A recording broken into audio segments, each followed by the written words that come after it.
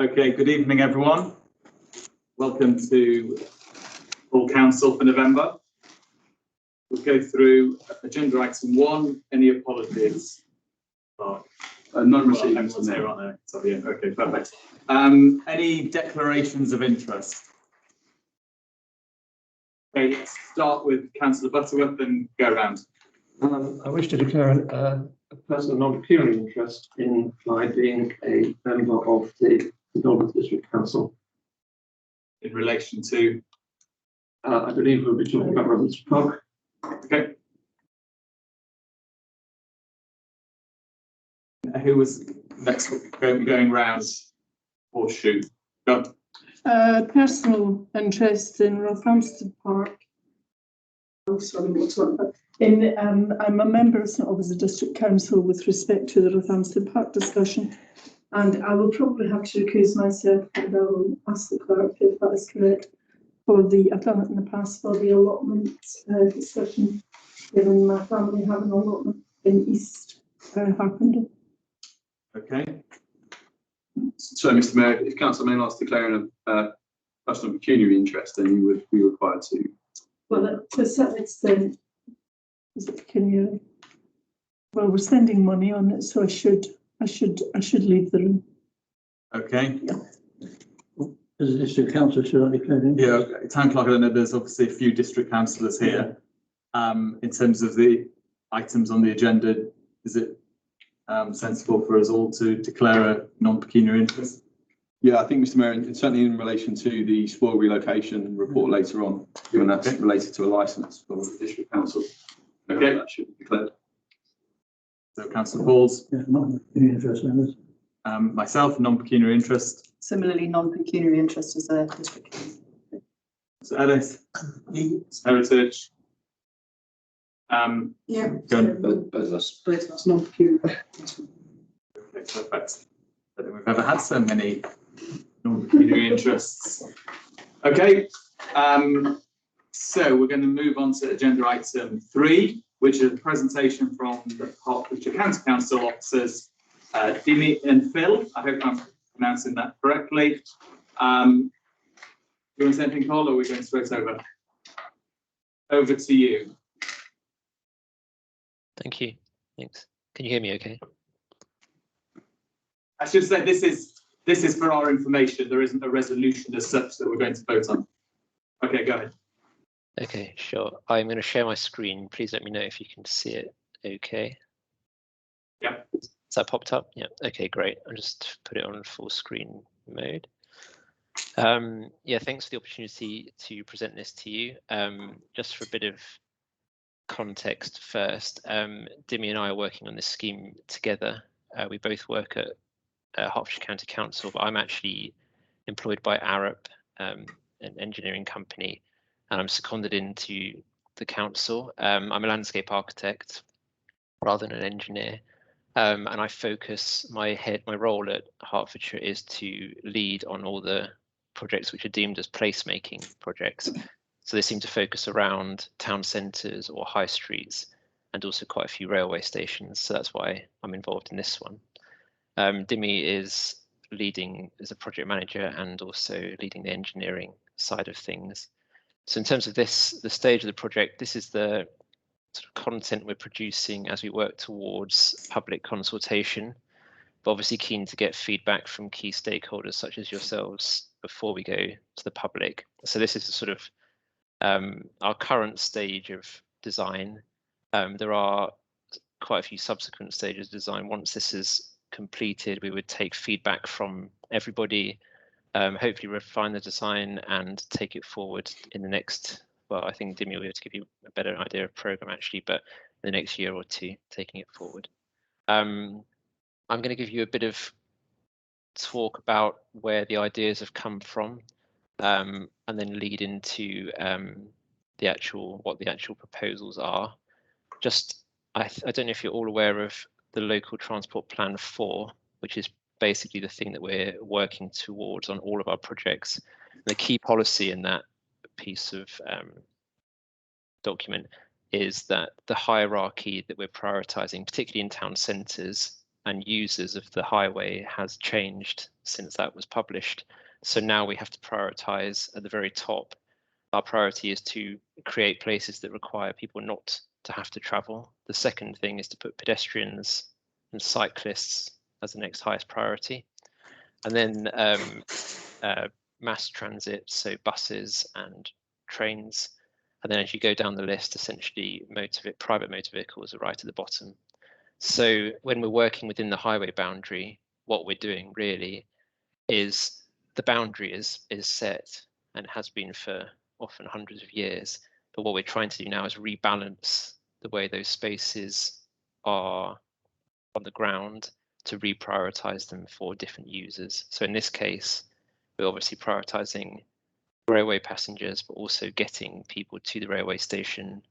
And our top priority is for walking and cycling to the station, then buses, and finally motor vehicles. So that's the sort of policy context we're working in. This is few key observations that we noticed when we went to site. Not everything, but some of the key ones. So focusing around, actually I should say first, our brief was to focus purely on this side of the railway line, not this side, because work had been done before and it was deemed best to not do it for this proposal. So at this stage, we're looking at this side and the forecourt of the station here primarily. So when we were looking at it, we realized obviously the space is quite dominated by the taxi rank that's located on the western side. The taxis maneuver in a kind of a strange way, and there's a relatively pinched footway with quite a level change as well between the footway and the carriageway. We also noticed that the cycle facility is near to capacity. And then you have these very narrow footways that bring you down towards Harding Parade, this junction here. The junction itself is quite a large footprint with big radii, curbs. The crossings are quite set back from the actual junction, so not really on the pedestrian desire lines. And there's lots of guardrail around these junctions, so not really ideal for pedestrians. We also, obviously the bus stop, we didn't feel was located in an ideal location, because say for example you're getting the bus to go to the station, you have to actually go past, if you're coming down this way, you have to go past the station, then walk back on yourself. They were the main things that we focused on this side really. So what we wanted to do is create a much better pedestrian, cycle and access for bus to the railway station from this side of town. Some strategies that we developed to do this is, the first one is we've got these diagrams that explain this idea of creating a safe and legible environment. So if this is the old station building here, when you arrive in a place, ideally you get that sort of sense of arrival. It almost becomes a gateway for the town and sets the tone of what you would want to sort of represent the rest of the town. So this idea is to create, first of all, a safe, inclusive and easily accessible space directly outside the station, but also something that is aesthetically beautiful and has a sort of a sense of what the rest of Harpenden can be like. So that is the key thing. We wanted to create this kind of gateway as you arrive in Harpenden and come out of the station building, and a public space that responds to the building itself rather than just a road going past the building. The next strategy was to really use the LTP4 priorities to improve the spaces. So one of the moves that we've done is to switch the cycle where the cycling is and the taxis are. So this is I suppose a literal example of prioritizing cyclists over vehicles, where we've put the cyclists closer to the front of the station, so it's easier for cyclists to get in to the station. And we've moved taxis to sort of the back of the station, but we've actually tried to create a much better environment for taxis as well, which I'll talk about in a bit more detail shortly. And the third one, which is, I think is really important, is, and kind of expanded the scope from our original brief, was really to look at the station forecourt. But I'm always interested in how the railway station and the high streets of our towns connect, and particularly in Hertfordshire, you find that the stations are sometimes quite a distance from the high street, but it's an important connection of sort of key destinations or key spaces in the town. And I think what's really interesting about this, and an opportunity that I know that you're interested in is that Harding Parade creates that key link between the two. So Harding Parade becomes this important space to connect those two destinations. And we convinced the client that actually doing something in Harding Parade which links those two spaces is really important. So actually this project, rather than just focusing on the station, now focuses on the station and the link from the station to the high street, which we think is really important. Okay, so going into the actual proposal now, hopefully you can all see that okay. So I'll start at this end. So outside the station itself, that thing about flipping the cycle hub or cycle parking and the taxi rank should be clear to see here. So if you're starting at the taxis, we've now created sort of behind the scenes slightly, but with the idea that when you come out the station, there'd be obvious signage so you knew where to go if you wanted a taxi. But now the taxis have a proper space to circulate. So the idea is that they'd come into this space, they could queue up on either side, and they'd pick people up who are waiting in this seating area that may or may not have a shelter here. So essentially you'd come out the station, wait in this spot, a taxi would pick you up and then be able to drive off safely from there. We've also suggested maybe moving the bins to this point to free up the space around here. And then what we're doing through here is we've narrowed the road coming in, the carriageway coming into the car park as much as we possibly could. We're trying to create a slower environment. We've put a series of raised tables at pedestrian crossings, again, to slow vehicles down, and a slight chicane in here. Again, I'll talk about that in a bit more detail soon. But then the key part of that creating a sort of gateway is that we've got a raised table directly outside the older part of the station with a zebra crossing, the cycle hub, and then we've created this small, I suppose, public square. And the idea that when you come out, the first thing you see is this public square that's got some planting and also a bench. So it's an ideal place maybe to meet somebody before you get on a train together, for example. So this becomes that really safe, inclusive space, but also a sort of beautiful space as well.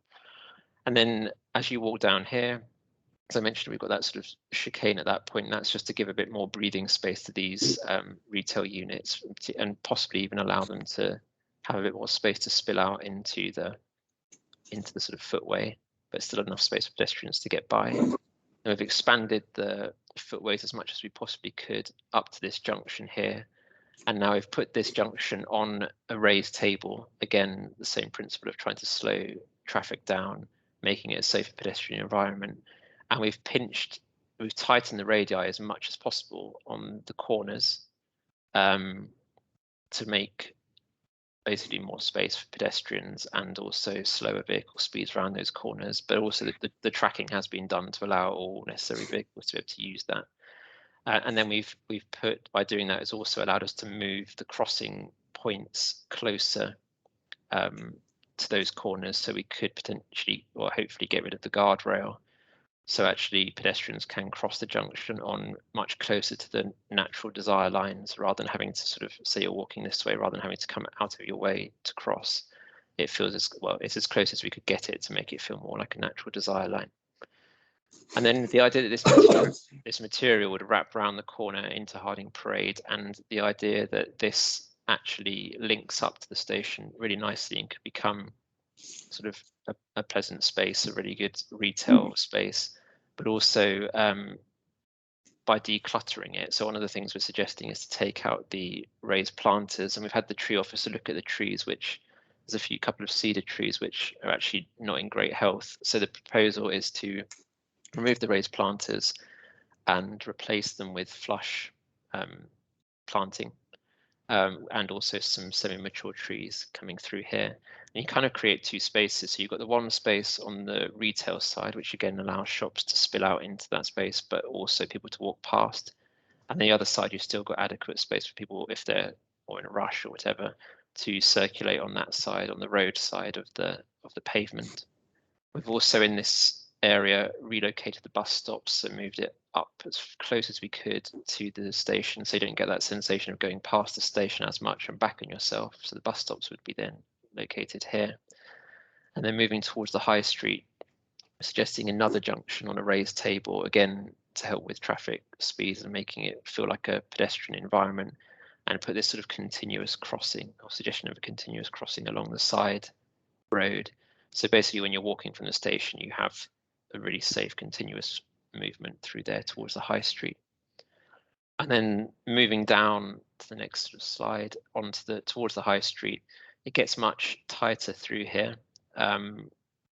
We played around with the idea of removing parking bays and expanding the footways and planting street trees, but knowing it can be quite a contentious issue, decided against it for now. We have, in the process of doing this, 2 parking bays have had to be removed to create the space to allow this, but we try to minimize the reduction of parking bays as much as we could, because we know it can cause some upset for some people. So what we've tried to do here is reduce clutter as much as possible, expand the footway slightly, remove the fence at that point, and basically create this safe continuous link up to the existing zebra crossing and to the high street there. I'm not sure whether it's useful to go into too much detail on these, but this is a series of cross sections we've taken through the plans, which gives you an idea of proportions, really. Excuse me. So AA is through the cycle hub and through this space, and essentially it's just showing that we're, wherever possible, we're keeping at least 2 meter wide footpath as the minimum wherever we possibly can. B is through the square and shows the bench and the planting and the new tree and the raised table crossing. And then you'll see C coming through here, and D in the taxi rank. There's some issues with this space here, where we've got this existing pedestrian route, which is only 1.1 meters, which is the existing one, and it was unfortunate that we don't seem to be able to narrow anything anymore due to the parking through here to be able to expand that at all. But we have added a new path on the side where the taxi ranks are. And then this is more sections coming around Harding Parade. So this is where we've taken out the raised planters, put some flush planters. We've got this spill out space still, but still adequate footpath on this side as well. And this is where it gets a bit narrower as you go towards the high streets down here. So a couple of views that we've created. This is, excuse me, I'm just gonna have a drink for a second.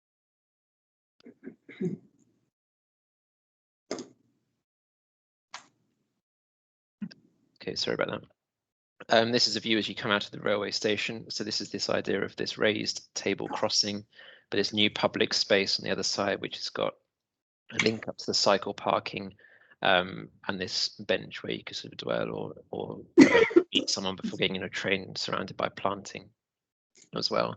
So that gives you that sense of arrival in Harpenden, and is a sort of a nice gateway to the town, we think. And then this second view is looking down Harding Parade. So this is where, looking down the hill towards the high street, this is where the raised planters have been taken out, allowing the cafes and shops to sort of spill out into the space, providing new seating and also new planting and street trees. This is where the bus stops have been relocated to, and this new crossing point is further up the hill as we possibly could get it. This is the kind of feel of what we think it could look like. I'm just going to exit this for a second.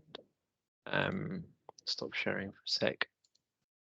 And I will then reshare. We've produced a video, an animation of what we think the space will feel like as you're walking through it. Hopefully that's popped up now. It's a video that starts at the station end and then moves down Harding Parade towards the high street. So I just press play and hopefully it will work. So this is the new taxi rank. The seating area just to the right. This is that new public space I was talking about. The crossing and link through to the cycle hub. Hopefully this will give a good idea of the sort of proportion of how the spaces work together for people.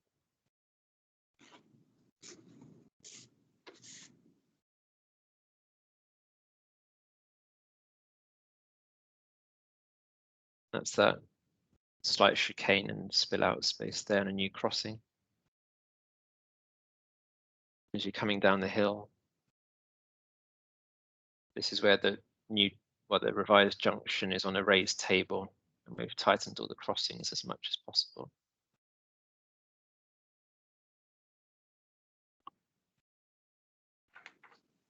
There's new planting and new street trees through Harding Parade here.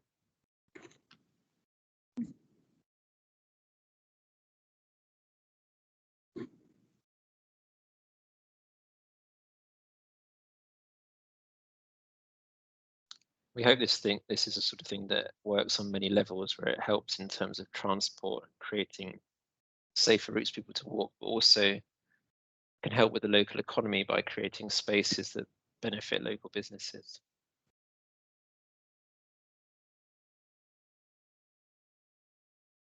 This is that link up to the high street now, so that's the existing zebra crossing and a view towards the station. That concludes what we have to share, so happy to take any questions. Okay, thank you very much. I can see lots of hands go up. Councillor Cowley. Thank you, Mayor. Has any consideration been given to moving the crossing that's at the bottom of Harding Parade slightly further up the hill? I'm just conscious that at the moment it's not ideally positioned in terms of sight lines. Station Road. Sorry, Station Road, not Harding Parade. Forgive me, I'm having a moment. Just thinking while we're doing all of this other work, it might be worth moving that one slightly further up the hill to make it a bit safer.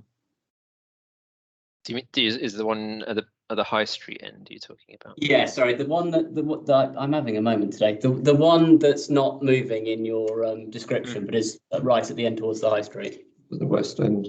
Yeah, that's it.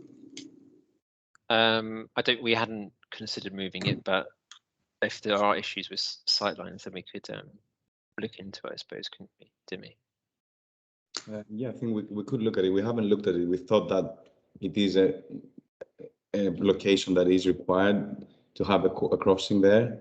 We did think of having a crossing at the raised junction that we're including in the middle of, at the other side of Harding Parade as well, but that wouldn't work because of the parking vehicles on Station Road. So the sidelines weren't appropriate, so we had to remove that to cross Station Road. So I think having, moving the signalized crossing further to the junction at Station Approach on one hand, and then keeping the other one on the other side, the zebra crossing as it is, then gives you these two crossings at its end.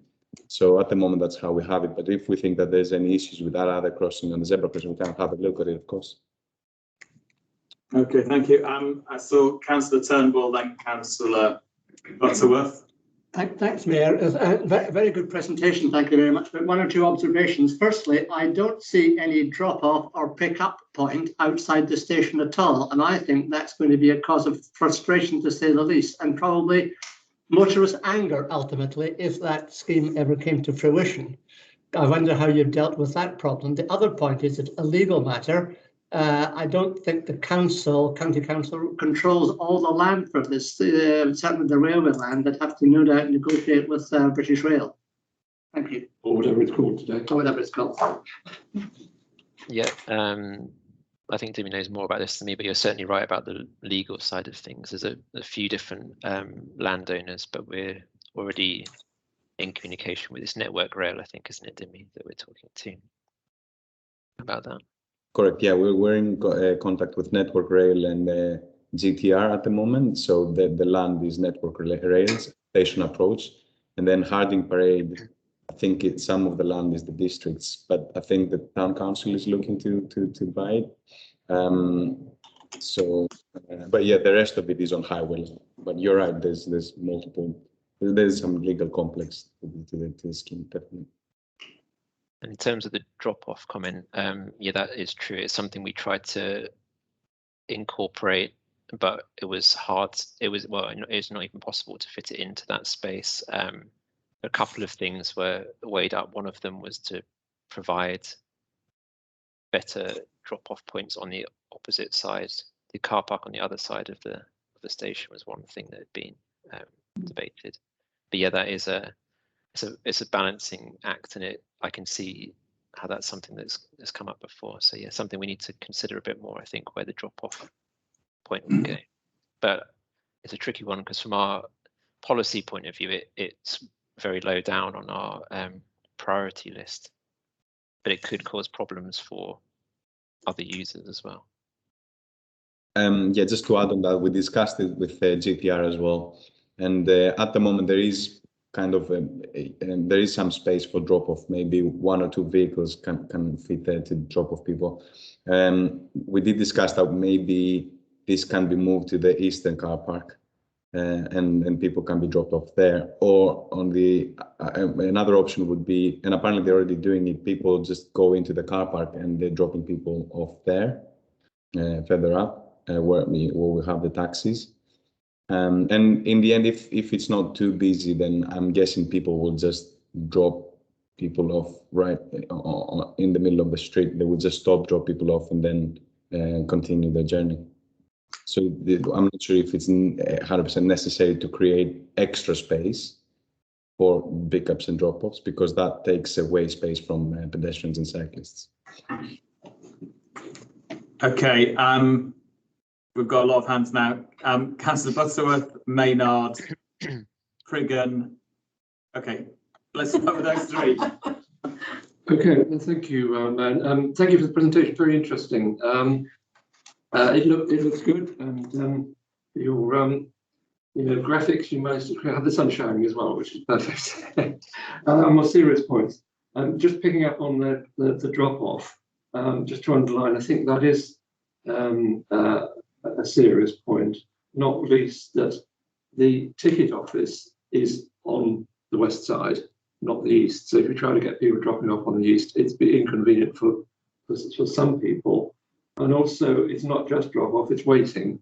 And I don't know if you've ever, the traffic flows are not what they used to be pre-pandemic, of course, but if you've ever looked at Harpenden Station between sort of 6 and 7 in the evening, a weekday, there are lots of people who, whether they're supposed to or not, do bring their cars to pick up, and it causes tremendous congestion. And therefore, there's a lot of rivalry between those parked cars, sometimes both sides, and the taxis and the pedestrians. Something needs to happen, but my point is there is a need for a drop-off and pick-up.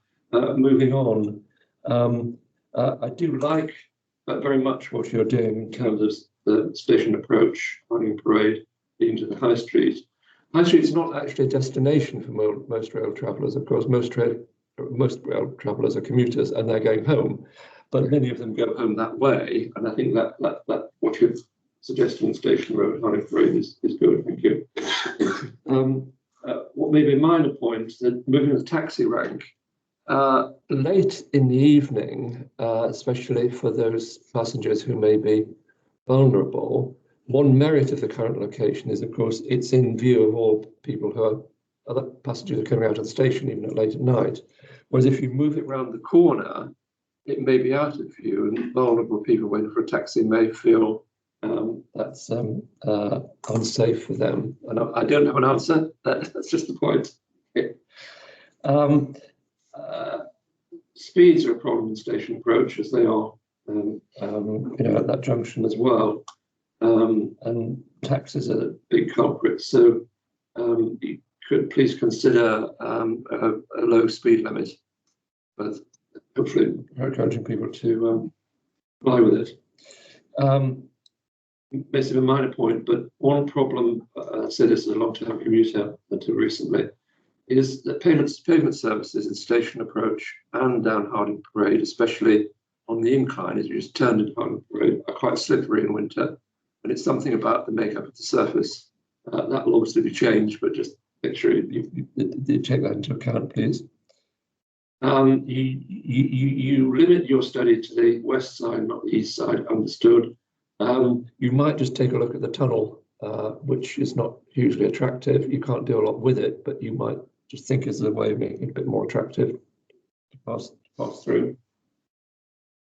The station offices, the buildings, the coffee shop, the dry cleaners, etc., whatever they are these days, The current occupiers have gone mad with their advertising. I know that's a district council matter, but it does really take away from any attractiveness of those old buildings and the station building.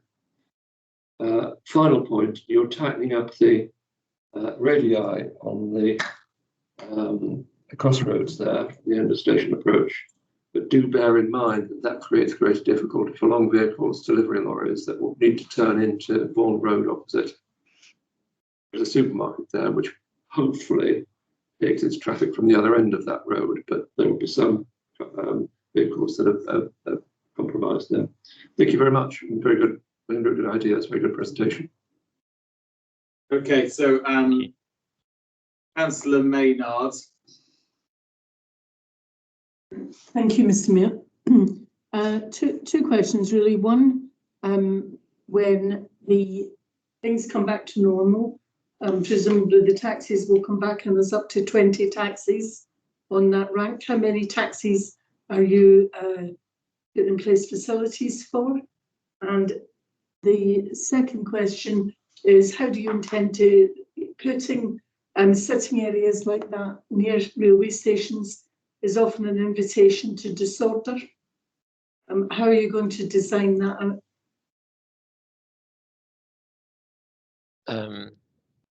Dimir, can you remember the number of taxi ranks? I can't remember off the top of my head, but you're on mute, Dimir. Sorry. We're definitely reducing them.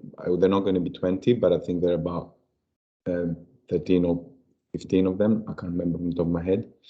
But this is again something that we're trying to promote people reaching the station with other modes of traffic rather than taxis. Yeah, but that station is used by commuters. It's used, and it's heavily used by people coming back from holidays. How are they supposed to transport themselves 2 or 3 miles with cases when there's no bus routes? There still would be taxis, so just to be. Yeah. You've not left enough provision for taxis. The taxis are taken by the commuters. One of the things all you're going to get is big queues. One of the things that we try to do is bring the bus stops closer to the station, to the junction. Yeah, but people don't take the bus. Well, that's what our scheme is trying to do, is trying to promote other modes of transport. The buses that run once an hour and they don't go to the places where people live. And then that's why there are going to be, we're not removing completely the taxi rank, it's just reducing the number of taxis, which the thing is that there's not enough space for the same amount of taxis if we want to create something better there at the moment. But if it's not, the first thing you look at is function. Of course. And if you're not actually delivering functionality, it's not better. I think it depends on your perspective of who what you're saying is you're trying to make it harder for people to use cars in any way. You're designing out taxis because you're trying to make it harder for people to not use public transport or walk. No, I don't think we're trying to design them out. I think we're trying to rebalance the space so it prioritizes our priority users first. So it makes it much safer. Your priority users are cyclists and walkers. Yeah. They don't go into that car park. No, but they're still commuters though, aren't they? So if there's only 20 taxis, you're saying at the moment. I know, but the commute. So that if you think about the balance of people using the space, do you think there's more than 20 people walking? Because that would mean the priority would be for the people who are walking tend to go out the other side, and you're not touching that. Okay, let's move on to the next point. The disorder point. How are you designing it? You're leaving a point just outside the station, and you're providing a nice point for local teenagers or people to congregate and drink. How are you going to design that? Okay, problems? let's in the interest of time, perhaps if you can note all these comments, because they are very valid, but I'm keen for everyone to have a say. Okay, I've got a lot of names here. Who was next? Councillor Priggen. Thank you. Thank you very much for all the hard work you've put into this. First, my point is about cycling. Station Road is already hilly, and then you go into the station approach.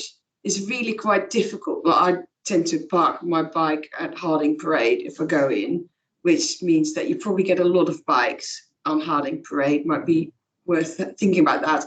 And so it's good to have the bikes closer down, but like I think is what my colleague here said, it'd be really good to think about the maximum speed, because going up that hill on a bike is quite hard.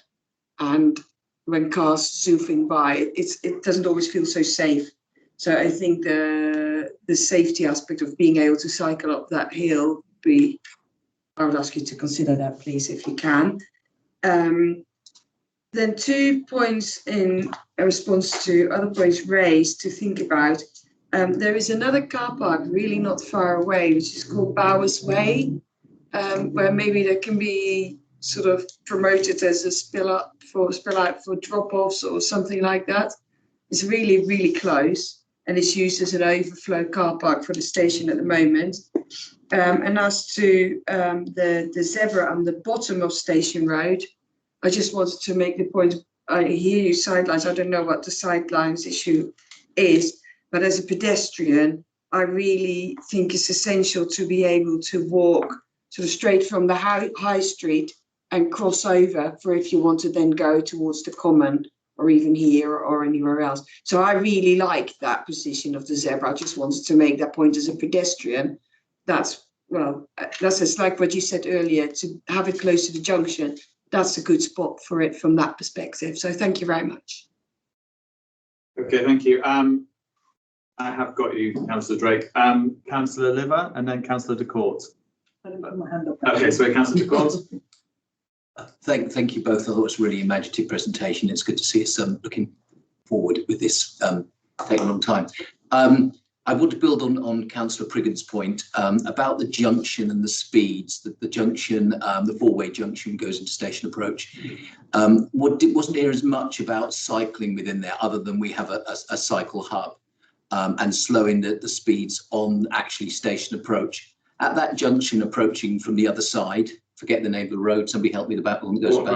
Vaughan Road, that one, that would seem to me to be, in current configuration, the safe approach for cyclists rather than Station Road, which is always going to be a challenging road. So I'd like to know either if you have or you will consider giving cyclists some greater safety as they cross from Vaughan Road and cross Station Road, whether that actually be with a lit control point or some other sort of cycling priority. I think have to be linked to it would be, which I think you may be designing in with those pads either side of it, a concept that this area would be 20 mile an hour maximum. Presume you're thinking of designing that in. Thank you. Okay, thank you, Councillor Court. And Councillor Drake. Thank you. Very interesting presentation. I liked a lot of what was in it, but I'm really concerned about a particular point which some of my colleagues have already alluded to, which is access for elderly or disabled people. I think that you cannot disregard the importance of the drop-off point for them, and it has to be on that side of the station because of the point that was made relating to the booking office, because they are the people most likely to use the booking office rather than the machines. And they do need to have relatively easy access. So I think that the lack of the drop-off point is a serious disadvantage to some of the more vulnerable people who do use public transport, or they get to the station by means of a relative or a neighbour dropping them off or using the taxis. So I really think that is something you really do need to revisit. I think that's a very important point. The second point that I have is that I'm very concerned a little bit about the junction coming off the station approach onto Station Road, where you've moved the crossing closer to the junction. Now, I understand the advantages of that, but looking at the schematic that you showed, I would be, as it is, it's sometimes very tricky getting out of that junction if you're driving, as it is, pulling out into traffic on that road. And if those traffic lights are right up to that junction, I can see that that might well become a real point of congestion. So you might need to think of some way of relieving the traffic at that point. Thank you. Okay, thank you. Councillor Scriven. Good evening. Thank you again for a great presentation, exciting project. Just a couple of things on safety, really. One being that you've obviously narrowed the roadways on station approach and are encouraging more cyclists to use that route. I just thought with narrowing the road and you've got bikes then sharing the car with spaces, is that not a safety concern for cyclists, although the speed will obviously be reduced? And then the other thing on the main crossing, it looked like you'd removed all of the barriers. And I know in the past week, we've had 2 incidents where vehicles have collided with those pedestrian barriers quite significantly. And again, I just wondered about protection of pedestrians on those footpaths.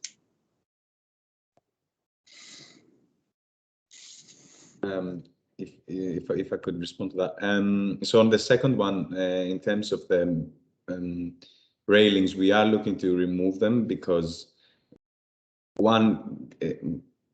lately we're looking to, at some point, a lot of railings were put into places that they're not really safe. Not always, sometimes they are fit for purpose, but sometimes they're not because you have people ending up in the carriageway not being able to access the footway. In that space, in that corner, in that junction there, I think the best thing to do is remove the railings because they don't look nice as well. But then what we could do is we could put some bollards in instead that they do look nicer, and they also not allow vehicles being on the footway space. So that's what we would look to be doing there. And in terms of the cycling up the hill on station approach, I think narrowing the carriageway there, you don't want to leave a narrow space for a cycling track, let's say. You either have a proper cycling track right next to the carriageway, or you don't have at all. So, and that's a way of having the cyclists taking up all the lanes, so that the car has to go with the pace of the cyclist behind it.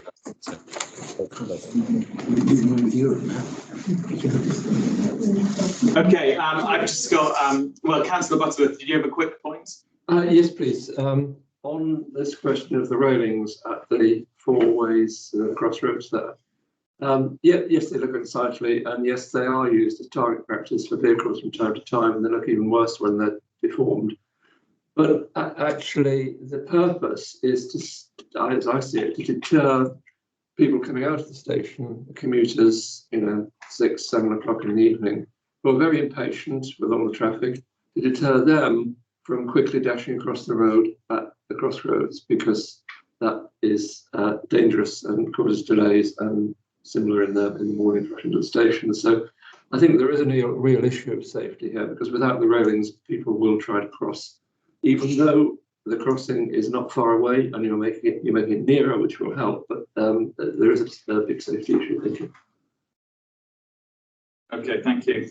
I just got a couple of points. It's really echoing one or two what other two people have said. I think we shouldn't underestimate the number of people that come back quite late to the station. Those trains are packed after the theatres, 10:30, 11:30. I don't know. My wife regularly comes home midnight, 1 o'clock in the morning. There's no chance she's going to get the bus or cycle at 1 o'clock in the morning. So she's either going to get a taxi or her car. So sight lines to the taxi rank, even if it moves, and lighting late at night, I think is important. In reality, it's not a criticism, because I understand you work into the policy, but in reality, there are thousands of people that live in Harpenden that commute into London that are still going to drive. West Common, Harpenden North, you can't in reality get a bus. And a lot of people are not going to drive, especially in the half the year, the autumn and the winter. So I think you just have to have in our back of our mind, if we're making things a bit more difficult for cars, they're still going to be going, and it's just going to cause frustration. But I'm not saying I don't like what you've done. I think it's good. The extra cycle. You know, one of the big complaints is about bikes being stolen from the station. So extra cycling provision is great. But the reality is that hundreds of thousands of people are still going to be driving by taxi or by car to this station. Drop-off point, I think, is a good point. And Station Road is a massively busy through route. So I think we should just have that in mind. I'm not saying it'd be great if it's safer and slowing down, but we should just bear in mind from a highways point of view, it is a very, very busy through route, not just Harpenden local traffic. Most people are driving there for a reason. And I think we should just, I don't know, have that in the back of our mind. Anything we're doing to slow traffic down, it is potentially slowing down a main thoroughfare, as desirable it is to do that. Okay. Thank you very much. Oh, final question. Funding. Where's the funding coming from for what we've seen? Or is it definitely secured, for example, or is this could happen if grants have, come in? Well, I don't know. We're not probably not the best people to answer it. The sponsors would be in a better position to do it. I believe that there's been just some discussions between Val at HCC and also Carl about some potential joint funding, particularly for areas of Harding Parade. But I think HCC will definitely be looking to fund the station forecourt area. But I think Trevor Mason and Val are the best people to speak to in more detail about the funding. Okay. I just spend the money. I don't know. Yeah, nice place to be. I understand. Yeah. That's great. Okay, thank you very much for your time. Thank you. Thanks for listening and your comments. Cheers. Bye. Bye. Okay. I know that took a bit of time, but it will be a very obviously hot topic for the town. Okay. I'm going to be very quick. Agenda item 4, Mayor's reports and urgent items. Wanted to say thank you to anyone that came or helped organise the wine tasting event. We raised £700. If you're coming to the Burns Night Supper, please get your tickets quickly because it's about 85–90% sold out already. And thank you, Carl, if you could pass on to your team. Thank you to everyone that helped, officers particularly with the the Christmas Carnival, great event. And I know how hard your team has to work for that. I'm conscious of time, so I'm just going to go straight over to Councillor Butterworth, who I believe is going to be brief, but just wanted to mention one urgent item, which again is very topical for the town. Thank you, Mr. Mayor. I'll be as brief as I can. I'd like to draw people's attention to the sterling work that I'm sure everyone is already aware of it, of the Harpenden Vaccination Centre in the public halls. And they've passed 50,000 vaccinations in just under 12 months, and everyone involved should be very much congratulated. The vaccination centre has been run under the auspices of the primary care network, which is effectively the local GPs, as I understand it. But as you will probably, supported by numerous volunteers organised by the Harpenden Trust. But as you'll also be aware, the vaccination centre is due to close on Tuesday, 6th of December, which in current circumstances seems unfortunate given the recent news over the Omicron variant and the boosting of the booster jabs. So I think I would suggest as a council, we acknowledge the work and thank all those involved, but also go on to encourage primary care network, the GPs, and the pharmacists who may have something to contribute, and to work with the Harpenden Trust, with the Royal Volunteers and St Albans District Council who are on the premises, to see if there's a way of continuing the vaccination centre beyond the 6th of December for a period of some months, I mean, however long it's necessary, because it seems now is not the time in public interest for it to close. And I think it's appropriate, it's not within our remit strictly, but it is in a wider sense that we should encourage those bodies to work together and in particular the St Albans Council, as owner of the public halls, and probably would like it back for demolition, but frankly, there's a greater need for it at present. Is it appropriate to pass a resolution on that, Mr. Mayor? Regarding that as a proposal? Is everyone happy that the town council kind of, well, you just heard Councillor Court? I mean, I'd like to know a few more facts there. So some of the things I've heard there are not what my understanding was. I appreciate things change. The virus has come in. I understood that the reason this has been going on for some time, the plan was to close 76 was driven by the GPs, the primary care networks, and that's a health service matter.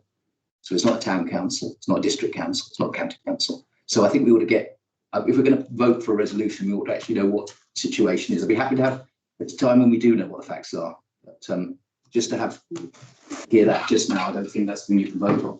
Councillor Maynard. I think it would be useful for us to write to the Primary Care Network and just ask them why they're closing it down when it looks as though there could be another series of boosters in 3 months' time for Omicron.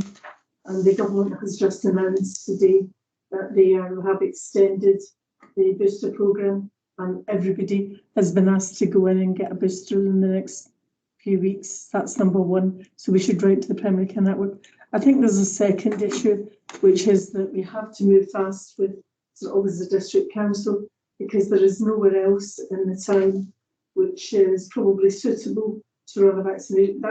It took weeks to set that vaccination centre up. It's sitting there, it's operational, and the minute they move out and the minute it stops, it will be stripped out. Okay, well, So we have to, if we want to have the opportunity to continue to use it, we're going to have to alert the interested people really quickly. I will start a letter from you, Mr. Mayor, to them, asking them. I was going to say, Mr. Town Clerk, are we happy to effectively approach the primary care networks, basically, well, as been discussed effectively, thank them for the work so far and just explore whether, given the news in the last couple of days, whether there's any chance that the vaccination centre could stay open?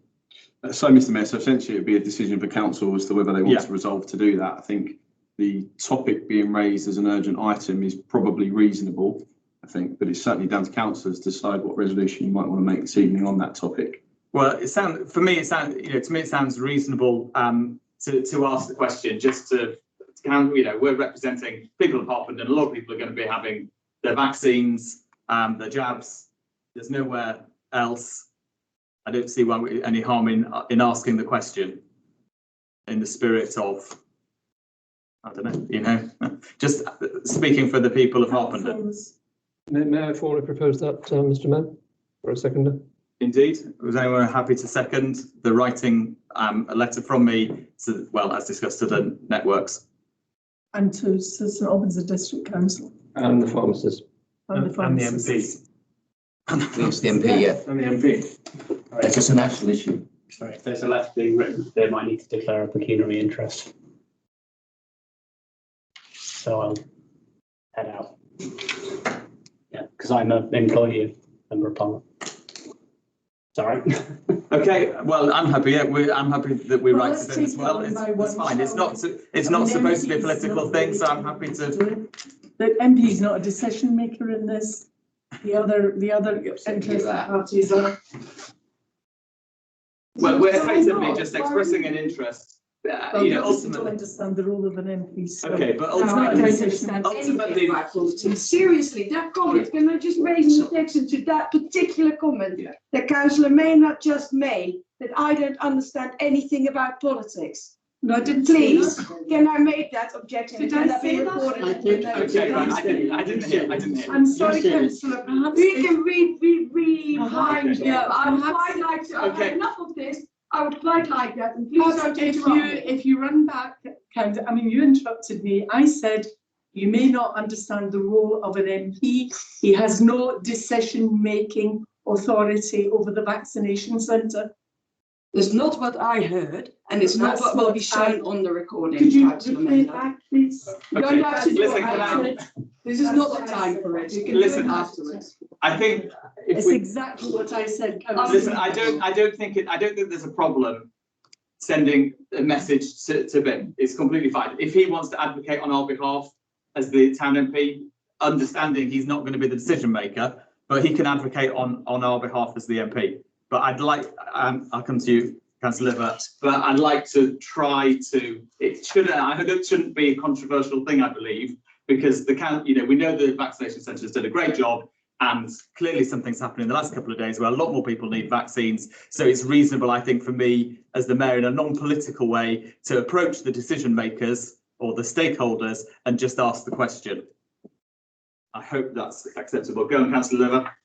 So I would just say that I would have thought the MP would be interested. I'm sure he is. Could we just clarify what the exact points of the letter are, if you could? Briefly, it's acknowledging the great work they've done, 50,000 vaccinations in under 12 months, and thanking all involved, particularly Primary Care Network GPs for their oversight, Harpen and Trust and all their volunteers, noting that it's due to close, noting that the current circumstances of the Omicron variant, and encouraging Primary Care Network GPs, local pharmacies who may have a role to play, St Albans District Council and Harpen Trust to work together to see if there's a way in which the vaccination centre can be prolonged in existence for a period of months or however long is necessary, and copying that to the MP.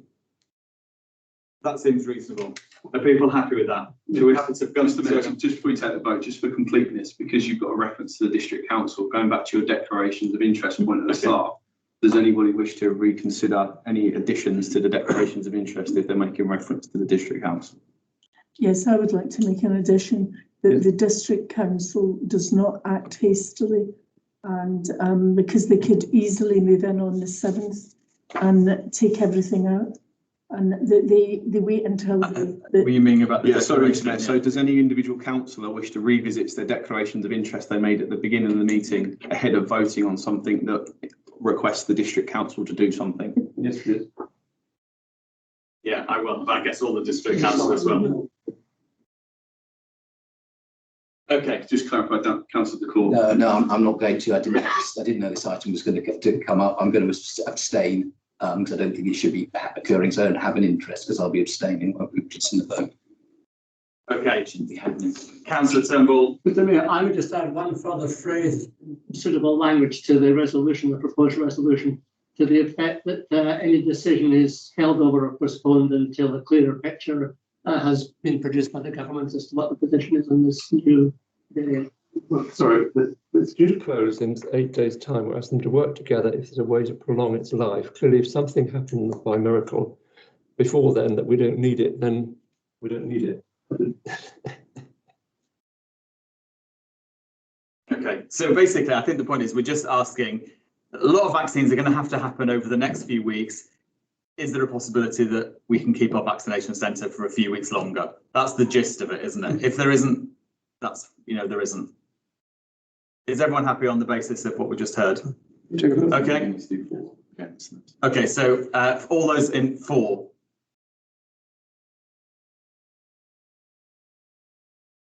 Okay, you counted. It would be, yep. Abstaining. 1. I don't think there's anyone against. Anyone against? Okay. Thank you, everyone.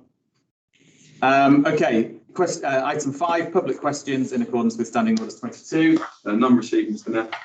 Mayor. 6 questions which have previously been submitted by members of the council. Don't think we have any received. None received. Okay, perfect.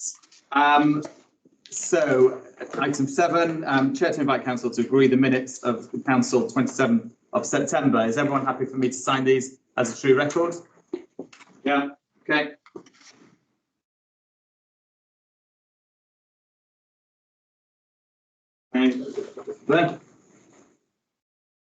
Okay, so agenda item 8, 8.1, we're going to invite, who we've got first, Community Services Councillor Ellis to present the council minutes from September 2021.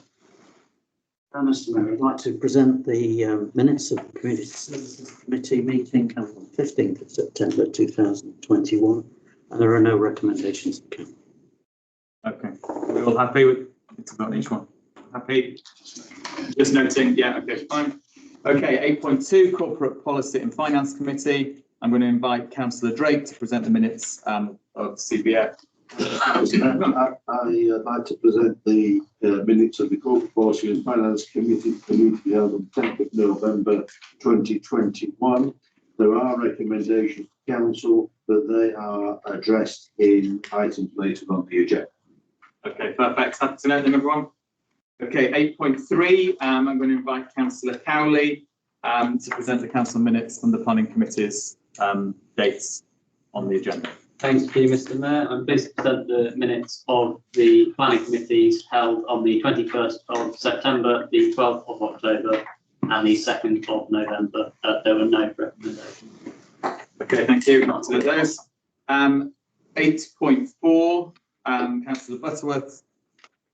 Thank you, Chair. Mr. Mayor, I'd like to present the minutes of the Romsey Park Flood Management Task and Finish Group, for which there are no recommendations, held on 1st of October. Okay, thank you. So we're going to move on now to the officers' reports. And 9.1, forward planner resolution tracker. Yes, thank you, Mr. Mayor. Just a couple of updates on the resolution tracker itself, and in addition to the forward planner to put forward, which should have been there anyway. So the addition to the forward plan for January is we'll be bringing an item back regarding the concourse. And if I link that to the resolution tracker, the update on the concourse developments at the moment is we've gone down the process of pre-application conversations with the planning authority. We have a meeting on the 9th of December where we will hear the initial feedback to the proposals that council considered at last meeting. 2 to 3 weeks after that, we will receive a written report, and that written report will be the basis of a discussion in January of council on the way forward for that particular project.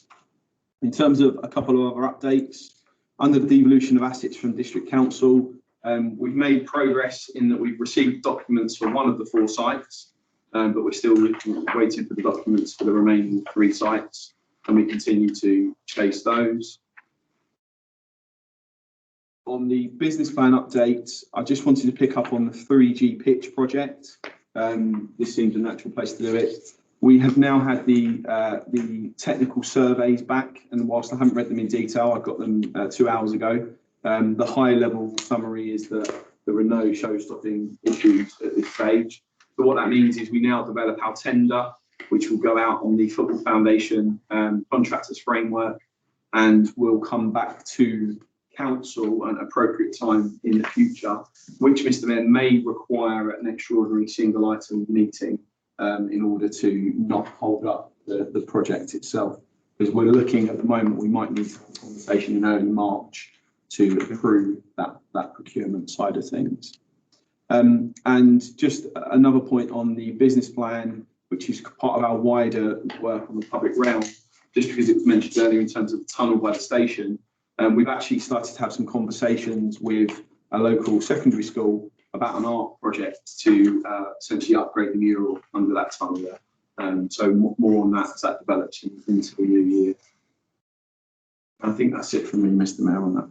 Okay, thank you. Any Councillor Cowley? Thank you, Mr. Mayor. On page 24 on the community governance review item, it mentions that it'll be added to the forward plan at an appropriate time. I'm just assuming, has it not been an appropriate time, or has it been missed off the forward plan?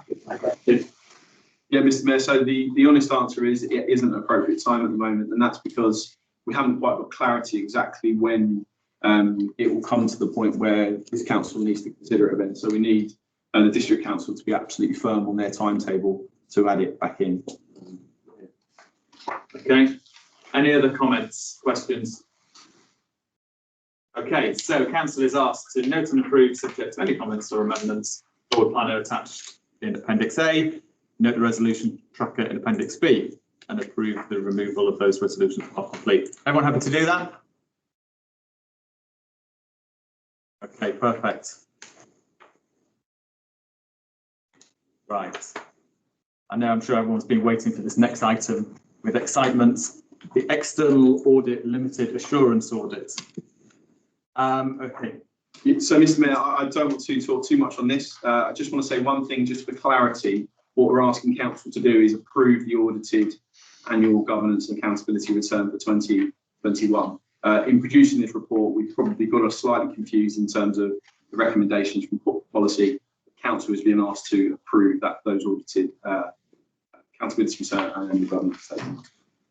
Okay, everyone happy to do that? Brilliant. Okay, let's move to 9.3 then on page 31. To present to council the latest position of the budget. Ms. Tankard, Councillor Drake. If Councillor Drake wants to introduce it, otherwise I can. I was planning on the town clerk. Okay. Very good. Planning on councillor. So essentially, Mr. Mayor and Council, you'll be familiar that Corporate Policy and Finance have been taking some looks at the budget for next year. Essentially, this paper here is a culmination of the looks that they've had a look at during that time. You'll remember at last council meeting, this item was deferred to this meeting in order for CPF to have a further look at things. So we welcome any comments or questions. The thing I would just say up front is, as always, this is still a bit of a moving beast, and there are some key variables that we still haven't had 100% confirmation on. So whilst this is our kind of best position at the moment, in terms of where things are at, things may well change between now and January. Okay, Councillor Turnbull. Thanks, Mr. Mayor. May I just ask the Crown Clerk, have we any idea of an up-to-date precept figure? I think you mentioned you hadn't got final figures through yet. Neither have been firming up on that figure. Do you mean a percentage increase? No, the actual precept, sorry, the precept base. Yeah. So, Mr. Mayor, so we do have an updated picture informally, and so we had this isn't built into this yet because it's very informal. We haven't had it written in writing. So, but essentially, what we have been told is that the collection rate, which was 97.5% this year, is going up to 99%, which is a positive thing for us because your own council actually lost some precepts for this year's budget because of the adjustment in that figure. And on top of that, there are an increase in some properties. So we are expecting later this week, as we normally get the first week of December, the exact figure. So I'm reluctant to give what that is at the moment because it's not concrete, but we know it's going to be better than what's in this report. So it might have an effect on these numbers. So it will have an effect by the time this comes to January again. But this is the picture formally as of now. Councillor Cannon. Thank you, Mr. Mayor. I'd just like to place on record on the additional options my support for getting rid of the distribution of paper agendas. It staggers me that this is costing us £7,500 a year. When I can only speak for myself, but I read them by email, etc. in these meetings. So I very firmly support doing that. Councillor Butterworth. Thank you, Mr. Mayor. I beg to differ with my colleague to my left in that when I was in my legal office, I could happily work on screen only with 200-page documents, whether drafting them or commenting on them. But actually, they were all in a particular form. It was legal mumbo jumbo. It didn't matter in the real world. And actually, I would, despite being IT proficient and my experience, as I say, I would find it difficult to go electronic only. I do like the paper. They're not all standard form. They're real subjects here. There's real substance. And I actually think it's money well spent. Obviously, it's been decided by a majority, and it's not just an age thing. You can turn the pages, you can turn the corners, you can scribble. It's all more efficient than anything apparent on screen, in my opinion. My second point relates to subscription to the Hertfordshire Association of Parish and Town Councils, HAPTC. And as the town clerk will know, because we exchange emails on things that arise from time to time, I find this a useful organisation. I do read their weekly emails. It covers, funnily enough, all parish type councils across Hertfordshire, of which Harpenden is probably about number 3 in terms of size, both population and precept income. And apart from it providing something useful, and I accept it's probably more useful for smaller councils. They don't have the infrastructure and the team that we do. But I think, given our size, for the relatively small amount involved, we ought to be supporting it because it's a matter of public duty, as it were. Thank you. Okay, thank you. Councillor Maynard. Just about electronic, moving to, I mean, what you're talking about here is moving to electronic meetings. Got no problem with it personally. Did it for years. Did it from the mid-80s. So, and always worked off screens rather than paper. My concern isn't around that. My concern is around people who can't afford PCs or iPads or equivalent to bring into these meetings, because if you have a councillor on a limited income and they don't actually have mobile technology, what are they supposed to do in the meeting? And as I've said before, the councils who actually have completely moved to this online only tend to give the councillors an iPad or something, and it's made available to all councillors so that people don't feel they have to kind of say, no, I can't afford it. I don't, the real question is it worth doing that? Is it an issue? I mean, it's been definitely an issue in the past because we've had councillors who were on very, very limited incomes, pensioners on a basic state pension, and they could not afford to move to this. This council may not be in that situation, but are we putting a barrier up to people participating? Okay. But you have to be very careful. It sounds as though, I mean, we've had opposite views, just with the two people that have spoken. It's 9:15 now.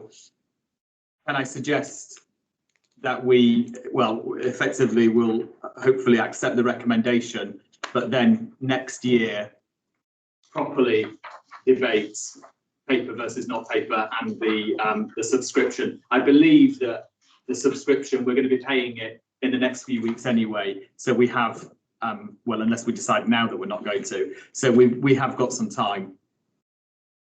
Would people be happy with that?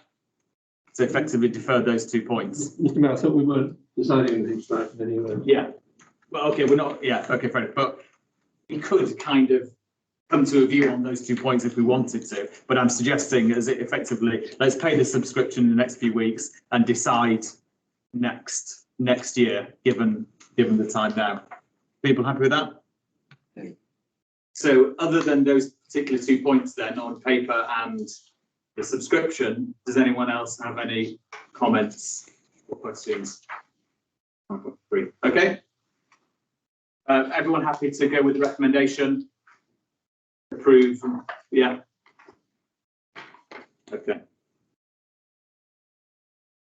Okay, so I'm going to hand over for updates now, hot off the press, so it's not in your packs here.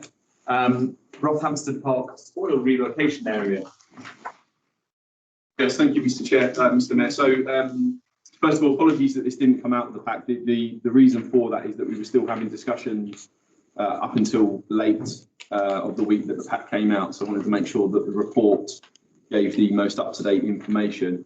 I am going to just talk through the Appendix A, which we sent around, which is essentially 3 slides.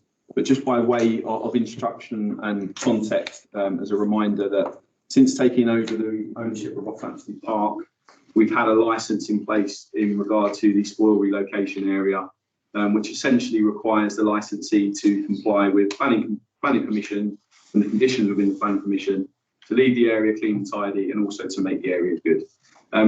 Since taking over the ownership of the park, we've been in discussions with the district council and indeed the contractor that they use for the development, Wilmot Dixon, just to essentially monitor those points of the planning condition. In recent times, council will know through this meeting, through the meeting of the Community Services Committee, and indeed through the subcommittee for Rockhampton Park. As officers, we've set out some areas of concern that we had and that we still do have, and those are 4 areas which we set out in the report that was circulated. Now, we're trying to be very objective with this in matching our concerns up with the things and the actions that were supposed to have taken place. To say, you know, okay, this is what was supposed to happen. Has it happened? And therefore, are these actions or lack of actions causing any of the issues that we're seeing? Essentially, in summary, it's clear on the responses that we've had that there are elements of the planning conditions that haven't been delivered as yet, and there are some that have been delivered to a slightly different methodology, which could, a combination of those 2 things could lead us to conclude that that's having a detrimental impact on some of the things within the area. So we've been working to try to resolve that because the council has been committed to making sure that the licence is terminated for that area until the council is satisfied that what was expected to happen has indeed happened. And the appendix that was circulated round is the latest set of actions that we've discussed with the District Council and with Wilmot Dixon to put right what we think are the key issues at the moment. And I will just pop them up on the screen here. Just quickly talk through each of them. Yeah, no.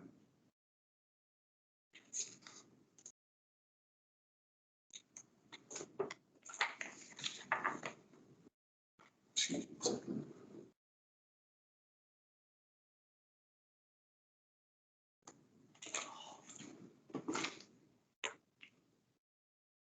There we go.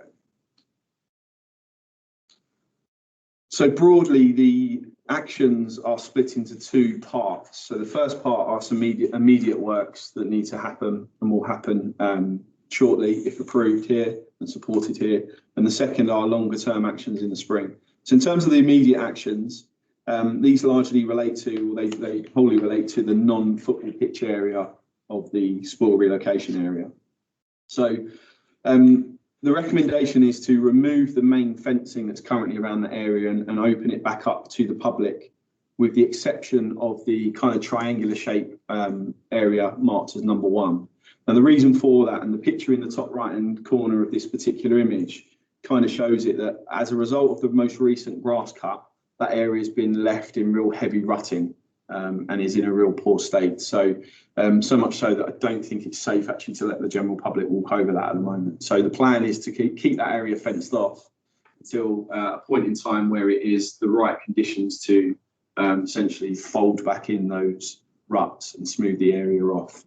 But the remaining of the fencing would move. There would be new fencing put up around the current manhole cover, which is marked by number 2 on the image here, which essentially needs to be lowered because at the moment there's an imbalance between the height and it doesn't enable it to be properly maintained for grass cutting. And then there are lots of patches and lots of areas around the wider non-football pitch area that need patch repairs. And so that includes the removal of divots, reseeding, undulating ground that needs to be sorted out. So there's a whole series of work that needs to start very soon in order to get those bits sorted. But then moving on to what I would describe as the main part of the park, which probably is the area that is most lacking in some of the actions that we perhaps would have expected. So in March or April next year, that is the optimum time to carry out this work. And essentially the overall message here is that we are going to remove, or the suggestion is to remove all stones to a depth of 100 millimetres. And it's worth noting that that is in excess of what is required under the planning condition. So that is more positive mitigating actions than is actually required. So in March, April, the fencing will be replaced back around the football pitch. The grass will be cut low and rotivated to avoid any spraying and any chemicals. The area will be essentially completely redone, regraded, in accordance with the contours that are on the last page, all the stones removed, sand brought onto site that will be mixed with the topsoil before it goes back on, and will be laid back down using various techniques, for example, slip trenches that's mentioned there, where essentially you have sort of slits all along the ground that helps it to recover. It will be regraded, the undulations will be sorted out, reseeded, and then the fencing will remain in place until the point of time that sign-off is achieved. So under that proposal, that will mean the football pitch will be ready to use again in September 23. The original plan would be that the football pitch would be back in action in September 22. So effectively, it's a year delay on that particular element. The last slide is the contour, so I don't really need to mention that at all. You've got that in your pack there. But essentially, we're asking council to support those mitigating actions that we think will deliver what we were expecting, and in the case of the removal of the stones, will actually probably go one step further than what the planning conditions currently require. Okay, thank you very much, Paul. Councillor Batua. Thank you, Mr. Mayor, and thank you to the town clerk in particular for all the hard work on this. It looks very slick as a proposal, but I'm sure there's a lot of research and investigation gone into this. I do have some points, questions. A lot of work going into the main football pitch area, of course, as shown on the second slide.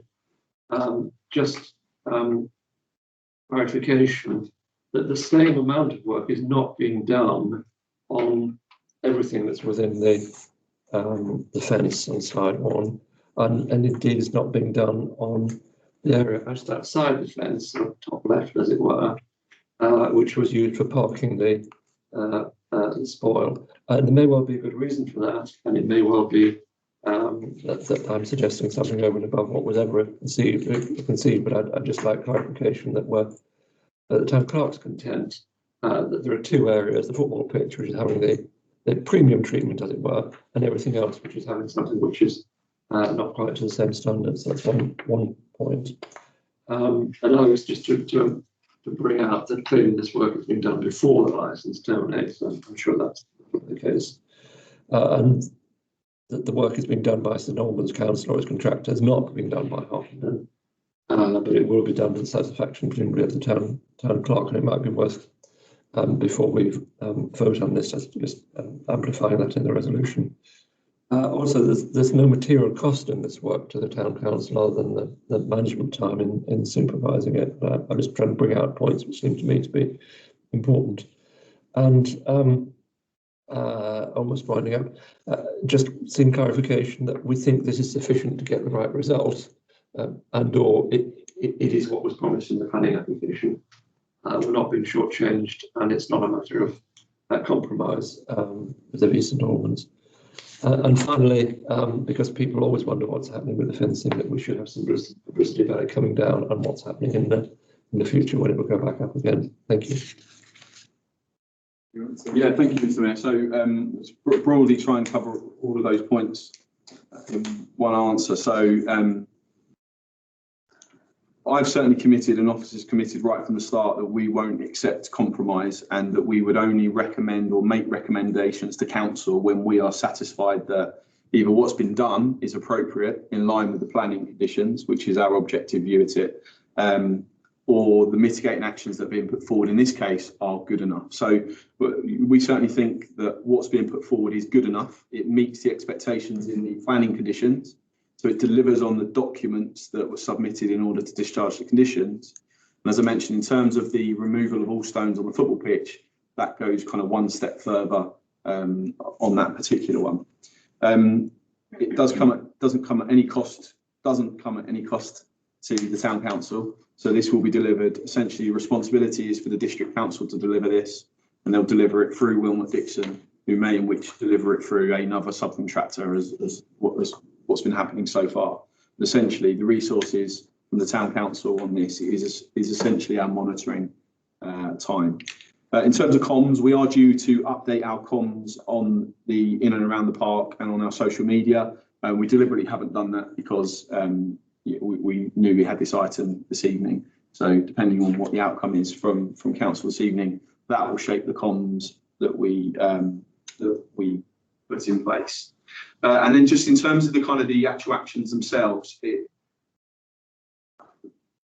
perhaps when the methodology for the whole area was being first drafted way back when, it may have been beneficial to do things differently. But what we have right now is for different parts of the area, we have different mitigating actions that have been set out. So that's why when you see this, it's not a common, consistent approach across it all. So the whole area isn't being sanded, for example. That was an action that was put in specifically for the quality of the football pitch. So what we're dealing with here is different types of actions that we were expecting, and therefore different kinds of remedial work, which is why you see the slightly different sort of zones, if you like. To pick up the point around the area outside of the fencing, which is the kind of the top left of the image. And this is the area near Amenbury Lane Pavilion where some of the spoil was located temporarily. So the only things they've done there is they've put the spoil there temporarily, albeit quite a while, and then they've moved it to where it was going after. So they haven't buried any stones there or anything like that. So what we are requiring them to do there is to make that good, to essentially put it back to the condition that it would have been beforehand. So there is some remedial work that needs to be had there in terms of grass seeding. But again, that's probably the lowest level of actions that are required for that area or expected. And it kind of cranks up through to the non-football pitch area and then to the football pitch area, which is where there were the most amount of mitigating actions and the most amount of things not quite delivered. May I ask a supplementary very quickly? Okay, yeah. That is to the town clerk. Thank you for all those answers. I'm very satisfied with what I've heard. But just do we have it, or will we have it in writing from St Albans Council? And will we be supervising their work over and above any of their own supervision so that we know it's done properly? Yes, Mr. Mayor, the answer is just yes. So we will be watching this very closely as we have been so far. And arguably, you could say that we've kind of been driving at our end to get to the stage that we are at now in terms of these actions. And we'll have it in writing? Yes, certainly. So what the plan is from this evening, if council supports this, we will go back to the district council and say, based on our discussions, these are what we presented, and this is the expectations of the town council to deliver in order to satisfy the licence. Okay, I think, let me just check, Councillor Maynard, Councillor Ellis, Councillor Scriven. Councillor Maynard. I'll be quick. 3 weeks ago, or 3 to 4 weeks ago, in a policy committee meeting at SADC, the policy committee was told that the ground at Rothamsted Park met the planning commissions. They were assured categorically that there wasn't an issue in the net planning conditions, and that any issues were minor ones which could be easily fixed. I think we wouldn't want to say. Why is there such a disparity in the communications coming from SADC and this report? I mean, these are matters of fact. Why do we keep getting different stories? Yeah. Mr. Mayor, I don't think I can. I don't know what our individuals said, but I understand the point that's been made. Yeah. Okay. Thank you. What can we do to stop this? Because it's happening on a number. It's not just this issue. It's also happened on other issues. Where we've sent a letter to them, and then they say we sent a letter to them about the Harpenden public homes. They came back and said that we had agreed their approach for it. The letter actually said that we didn't. Okay. So why is there this breakdown of communication between our two councils? I understand what you're saying, Councillor Maynard, but I'm keen to hear what the other councillors think. And I feel as though we're slightly straying off the point of the item. But I mean, we have to, if they don't think there is an issue, they will not agree this, and we will continue to have ongoing problems. I think this disparity in message is going to have to bear on that. We were told in, was it April, that this had been handed over. Okay, I understand what you're saying, but we're hoping we have a conclusion. Councillor Ellis and then Councillor Scriven. Right, quick one. Slide 2, bullet point 5, starting 200 tonnes. It says in brackets, slip trenches were recommended by Nick.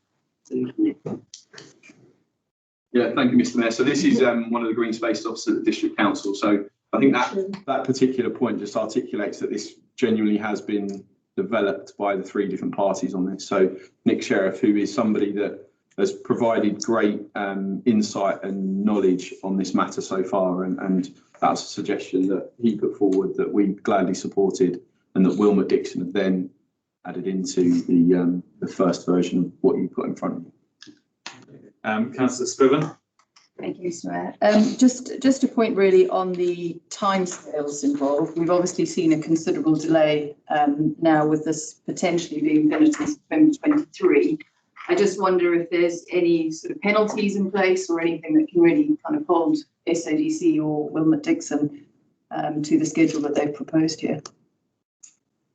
So, Mr. Mayor, nothing from our end that we can hold them to, other than through council and through councillors doing what they would do. So we've got no way of penalising. But we don't discharge effectively discharge the condition, do we?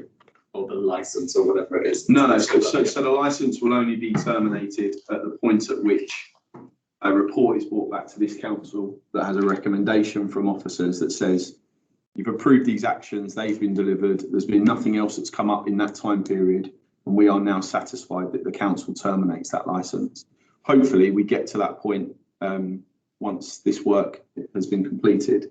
But that's the only way I would see that gets terminated, based on one of our recommendations. Okay. So I think Councillor Hill, go on. Yeah, thank you, Chair. I just want to quickly say, perhaps for any public who might be watching the webcast, that this is from my understanding, this is a decision reached by the officers of Huffman Town Council, the District Council, and Wilmot Dixon. And from the emails that, as part of the Rotham subcommittee, we've seen, I think that the officers of both councils and Wilmot Dixon have been an absolute credit. And I think from all of us, I think, they deserve our thanks. I think they've all been fantastic. Okay, thank you. Is that why we have a year delay? And well, hopefully we've reached a reasonable compromise now that we can move forward with. Nigel. Thanks, I would assume that in fact we don't let them off the hook until September 2023. We keep them on the hook as long as that, and unless it's beyond that date. We need to wait for 12 months after the final works are done to make sure they have been done properly. Yeah, that's correct. So the earliest I would see it is 2023 September. Yeah. Okay, Councillor Cowley, and then thank you, Mr. I'll try and be very brief. Just on that last point, are we gradually reducing the amount of land that they're, to use the phrase, on the hook for, or is it that they have the whole site is the licence isn't discharged and then it is in September 23? Yeah, Mr. Mayor. So the plan is that the full licence area is set out now, and the licence remains that way. And I would just say that these are mitigating actions to deal with the issues that we know now. The benefit of keeping that full licence is, should anything happen over the winter, which is the first winter of the area being back in the situation it is now, that gives us the opportunity to flag more issues, should there be any. Okay, fair enough. So we haven't got a sort of recommended, well, okay, we've got a recommendation. Councillors asked to approve and recommend action set out in Appendix A, which is largely what Carl has just presented. We're happy with that? Okay, I thought you were voting. Go on. Councillor Butterworth. Mr. Mayor, as I foreshadowed in what I said earlier, I think we should have a slightly fuller resolution to reflect what's going on here. Might I suggest something? Okay. In place of what we have, it would be councillors asked to agree the recommended actions to the spoil relocation area in Rothamsted Park set out in Appendix A. Agree that these recommended actions are carried out by St Albans District Council or its contractor, Wilmot Dixon, to the satisfaction of the council. That's Harpenden, of course, and at no material cost to the council. Okay, is everyone happy with that? Sounds to be largely what we just discussed. Yeah. Okay, thank you very much, everyone. Thank you for everyone's work on that. Okay, so let's move on to page 39, agenda item 9.5. Hopefully, sorry, go on. Sorry. I've just noticed, I think I'm declaring interest on this one. Oh, okay. Because my wife's got an allotment. It's in Biggers Hill, but I normally think about the allotment. Okay. Okay, yeah, no, good points. So, Mr. Mayor, Yeah. Councillor Ellis, is that a pecuniary interest that you're declaring on that? I suppose so. okay. Do you want to? Yeah. On that, we have Just council can do that, really. It's got a lot. Yeah. Okay. I think I need to skype off. Okay. Who knew we had so many allotment holders? Yeah, but mine is your bell, so I'm not really talking about that one. Not really sure if it's relevant to the result. So it depends if you're declaring a non-pecuniary or pecuniary interest. So I think my advice, given what I've heard so far, is it'd be a non-pecuniary interest if it isn't related to these particular sites. However, it's always up to individual councillors to decide what So is interest. that the one that you go outside for? Pecuniary is you go out, non-pecuniary you don't have to stay in. So I can stay in? If you declare a non-pecuniary interest. That's so confusing, Like I'm a really second sorry. It's okay, it's not like a second or third job, you don't make any. No, it's not one of those sites. I mean, ultimately, I hope we do agree it. That ultimately there are two sites that we're going to hope potentially spend some money on. So I guess logic would dictate that if you're not an allotment holder at Riverside or Pickford Hill, Yeah, then exactly. it's No, not. that's how I read it at home, sorry. Yeah. Sorry, it's just so confusing. No, that's okay. Don't worry. Better not sit on the fence. Okay. So yeah. Mr. Town Clerk, I don't know whether you want to. Just two very quick things. So just a general point. So apologies if I come across as a stickler about declarations of interest. It is because we do get audits on them, and actually the clarifications I asked for not necessarily for council benefits, for individual councillors' benefits down the line. So just say that that's a good time to say that. And just to clarify, there is mention of a flood risk assessment in there. The reason why that's referred to in there is because if there's going to be a planning permission required at Riverside allotments, the proximity to the river could almost certainly mean that we have to do a flood risk assessment. I know there may be a logical thing there as to why we would need a risk assessment for a fence, but essentially that is kind of a common practice, that sort of thing, and it's the same we had to do with the boardwalk.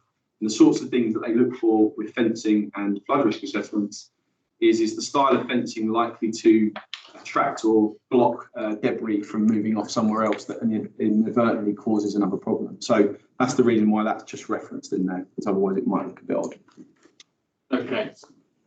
So effectively, we're being asked to release. Well, I don't know. Were you going to present or?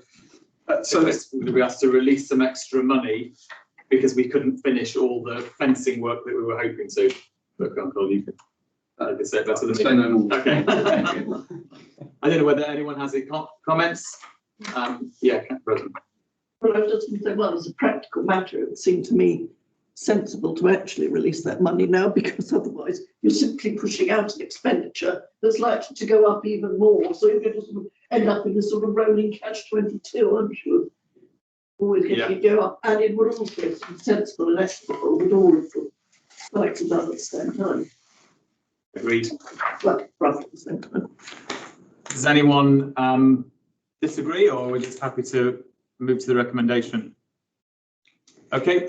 So Mr. Mayor, on that basis, I think the resolution or the recommendation is that the council continues with the phase 2 site set out in the report at the latest costs, and in doing so, you allocate the appropriate amount from the capital reserve in order to carry out that work. Yeah, absolutely. Okay. Very good. Don't get. Yeah. Please put some chairs out there. Yeah, it's equal to start drinking. Coffee bar.